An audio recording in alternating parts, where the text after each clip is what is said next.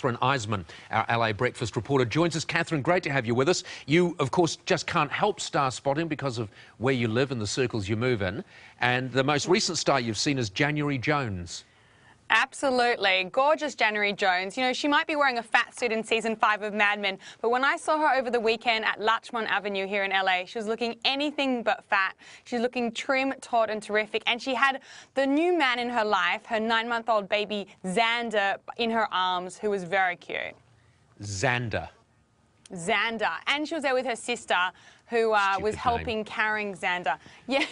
So well, it takes two of them to carry him. Jones. I remember her. Now, of course, you say Mad Men, of course, and what he was.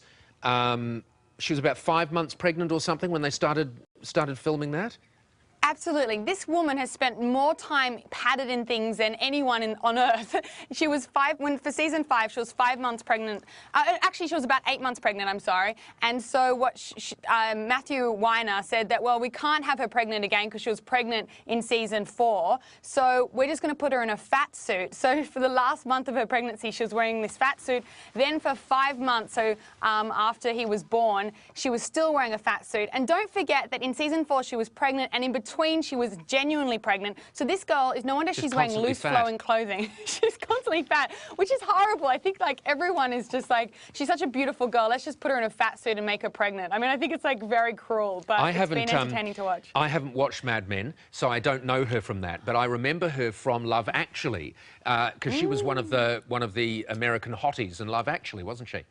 She was, and she was told at the time by her boyfriend that she would never become a star, and now who's laughing? Who's laughing all the way to the pregnancy bank? But yeah, she looked great, and we still don't know who the father of the child is. She's keeping that hush-hush. But not the guy that said she'd never amount to anything. I bet he's not the father of the child. All right, let's move on. So that takes care of the stars. Now, trends. Pheromone parties. So if you want to find a partner, it's not about how they look, it's not about how much they earn, it's about what they smell like. It's true, it's a great equalizer, right? Well, if you've ever gone out with someone and if you're really attracted to them, you'll notice that you often love the way they smell. Even when they come back from the gym and they're all stinky and disgusting, you like that. Because you're attracted to the pheromones, which is the chemicals that they secrete from their glands. Thank you for that. Anyway, and so there's a new trend that has just started in LA and in New York called pheromone parties, which are capitalizing on that. And rather than getting all dolled up or kind of practicing your pickup lines, all you have to do is wear a T-shirt for 3 nights in a row. You do not wash it. Yep, you don't wash it. Yep, we're having a look at it now.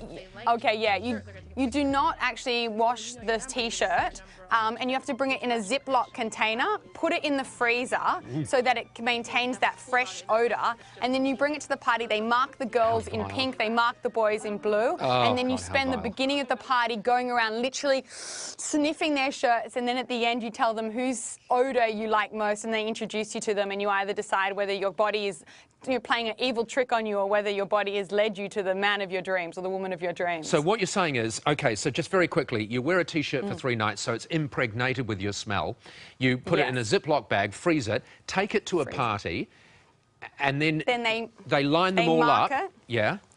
And the men are on one side in blue, the women are in pink. You swap over teams and you walk around sniffing the opposite sex T-shirt to say, that was good, or oh, that will not be the father of my children. So when you find one that you like, okay, so you find one that you like, and then all of a sudden the person whose T-shirt it is comes up to you. Yeah, well, at the end, you tell them what there was. They take photos of the people with their T-shirt from the very beginning, and at the end, you tell them what you like, and then they introduce you to that person. And I was talking to a girl who went to one of these pheromone parties, and she said that the guy that she chose based on his T-shirt was actually someone she was really attracted to. And by the end of the night, she ended up making out with him, kissing, snogging. But she said after about an hour and a half, she ran out of things to say. So she said, that's the end of it. So clearly, this kind of this very primitive indicator might have its limitations. You don't need to talk to your partner, though. You can just stand there smelling them. Can't you? All the time, that'd be fine. But imagine, it's a dodgy thing to do, because you could be out at a party and smell a T-shirt and decide that you like it, and it turns out it's Ron Wilson's T-shirt. And you're stuck with him for the rest of the night. All right, very quickly, you found the latest little craze, which is flavoursome envelopes.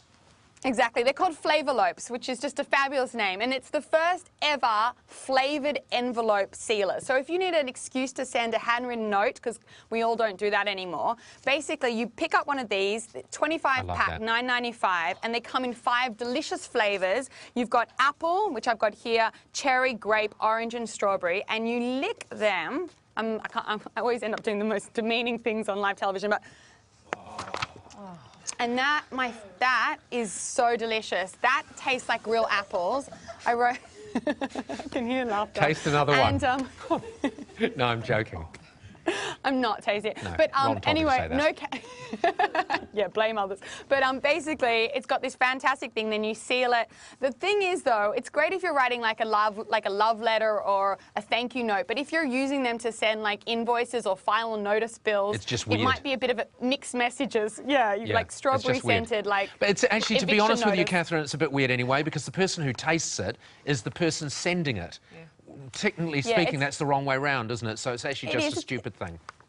It was a bit selfish, but it's actually a fun idea because, I mean, it might get you back sending letters. You know, the numbers of people sending letters is decreasing dramatically, and actually the postal service is suffering. So maybe it's a way to kind of get you back sending thank you notes again. Anything that brings back that hokey old idea of putting pen to paper is all right by me. Exactly. Old-fashioned Kathryn, values. thank you so much for that. I'll let you go back out onto the streets and find new interesting stuff to bring into us. Always looking. Lovely to see you. See you.